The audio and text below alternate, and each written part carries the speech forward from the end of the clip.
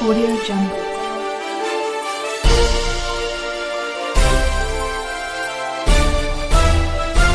Audio Jungle. अब आप लोग क्या करेंगे जाके?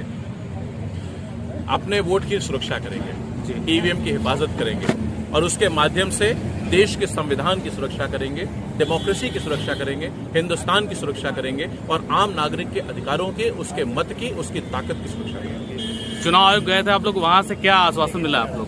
चुनाव आयोग ये कहता है, मैं तो पहले भी गया था, चुनाव आयोग ये कहता है हमें न दिखाई पड़ता है, न हमें सुनाई पड़ता है, न हमें पढ़ना आता है, हम तो फॉरवर्डिंग एजेंट है, पोस्ट ऑफिस है, आपने हमको शिकायत दी, हमने शिकायत आगे भेज दी है, वहां से कोई जवाब नहीं मिला। तो इतना महंगा फॉरवर्डिंग एजेंट रखने से क्या फायदा? हम सीधे चिट्ठी भेजना, फैक्स भेजना, सीधे दिल्ली भेज देंगे। ये चुनाव आयोग जो यहाँ चल रहा है इसको बंद कर देना चाहिए।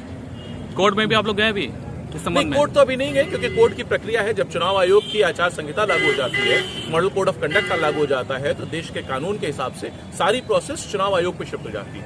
कोर्ट में प्ली उसके विड्रॉल के बाद ही एंटरटेन हो सकती है, तो अगर जरूरत पड़ी तो उसकी जो भी न्यायिक प्रक्रिया देश में मजबूती से उपलब्ध है उसका हम पालन करेंगे। आरोपों को कैसे क्रिटिसाइज करेंगे? आरोपों कानून दायरे में कैसे लेते आएंगे इसको? नहीं, बिल्कुल कानून के दायरे में रहेगा। आप देखिए यहाँ पे हम लोग पूरी सजगता से रहेंगे, पूरी हिम्मत से रहेंगे, पूरी ताकत से रहेंगे। कल मुझे लगता है कि यहाँ पे कम से कम 50,000 1 लाख आदमी होगा और किसी तरीके की अगर गड़बड़ी करने की कोशिश की भारतीय जनता पार्टी ने तो 1 लाख आदमियों पे गोली भारतीय जनता पार्टी सरकार नहीं चला पाएगी। नहीं, आरोप को कैसे क्रिटिसाइज करेंगे? लोग सरकार तो आपके ऊपर आरोप लगा रही है, आयोग करेगा ना इसका। आप क्या कहेंगे?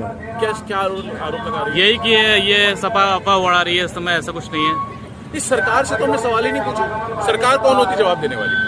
हमने तो सरकार से सवाल ही नहीं किया। हमारा सवाल चुनाव आयोग से, हमने पूछा है कि भाई आप जो लेट डाउन प्रक्रिया है उसका पालन क्यों नहीं कर रहे? आप नियम कानून का पालन क्यों नहीं कर रहे? आप क्यों जो तरीका है उसका पालन क्यों नहीं कर रहे? अब अगर उसका जवाब भाजपा वाले दे रहे हैं तो या तो चुनाव आयोग ने भाजपा को नामित कर दिया होगा अपना प्रवक्ता, अगर ऐसा कोई आदेश हुआ है तो हमें दिखा दीजिए, वरना भारतीय जनता पार्टी का प्रवक्ताओं का, मंत्रियों का बोलने का कोई अधिकार नहीं है। सवाल चुनाव आयोग से, चुनाव आयोग जवाब दे। क्या बीजेपी जहां जहां कमजोर पड़ी है वहां पे उसने इस तरह से हरकत की है? अब ये तो आप भी जानते हो कहां कहां कर रहे हैं।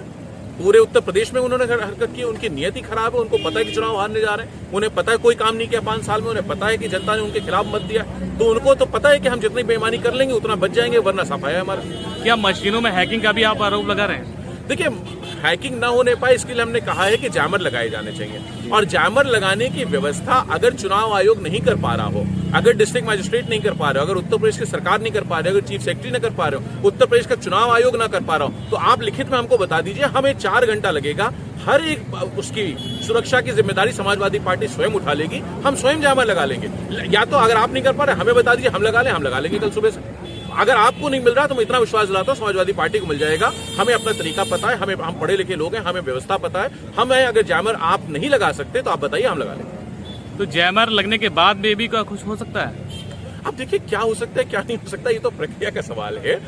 संभावना, ये तो एनीथिंग इज पॉसिबल अंग्रेजी में कहावत है, तो अगर उसके तहत जाए तो कुछ भी कभी भी हो सकता है, कहीं भी हो सकता है, कैसे भी हो सकता है। जिस तरह से बीजेपी जो है में एग्जिट पोल को आगे दिखा रहे हैं बीजेपी को, इसमें आप क्या कहते हैं? नहीं, एग्जिट पोल्स का कोई मतलब नहीं है, असली नतीजे कल आएंगे, उस पर चर्चा करेंगे। एग्जिट पोल पर चर्चा कोई मतलब नहीं।